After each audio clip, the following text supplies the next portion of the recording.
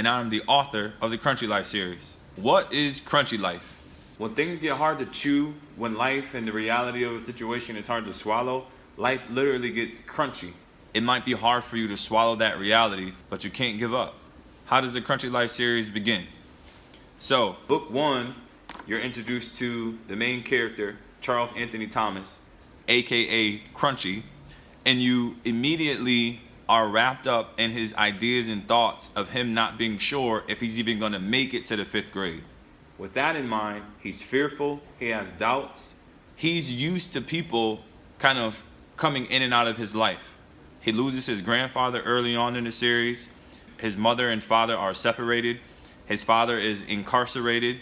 So he has been struggling with people not really being there for him. His mom has to work 2 jobs. So there's times when, even though he's the older brother, he feels like he's actually raising his 2 siblings. Him and his classmates misbehave to the point where their teacher, Miss Brown, can no longer put up with their behaviors, and she actually resigns and quits teaching in the month of October. Now, what makes the series unique is that in book 1, you're introduced to the substitute teacher, and Tyrone Leroy is a standout superstar NFL player who decides to leave playing ball and making millions of dollars and instead has a change of heart and he wants to become a classroom teacher. Now, while that might seem really cool and interesting for kids that might be in elementary school, Charles still finds ways to get into these crunchy or difficult situations. So I'm not going to give it away in terms of how book 1 wraps up. Book 2 of the Crunchy Life series picks up around December, titled Naughty or Nice for the Holidays. Throughout December, January, and leading into about the middle of the year, right before Black History Month, Charles is still into some really challenging situations. But what makes the series unique is that there are a ton of traditional fairy tales that are embedded and woven into the Crunchy Life series. Probably my favorite installment of the Crunchy Life series for so many different reasons. You got book 3 titled Crunchy Life Tough Cookies, which is literally referring to individuals who have fought for civil rights, people that don't quit and don't give up on life and life's hardships. In book 3, you'll notice that Kaepernick is taking a knee on the front cover, where Charles is standing right on his shoulder. The majority of the country at this point should be exposed to the fact that he was protesting police brutality.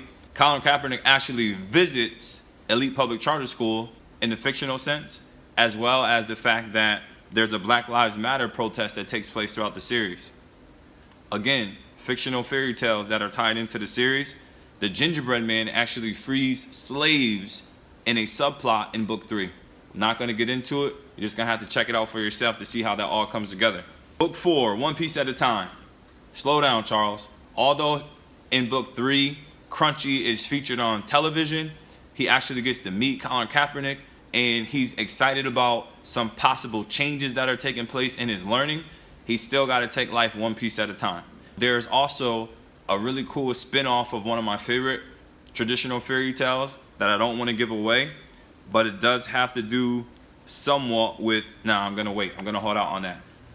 And then finally, as the school year gets ready to wind down, book 5 of the Crunchy Life series concludes where Charles is still unsure whether or not at this point he's going to transition from 5th grade to 6th grade.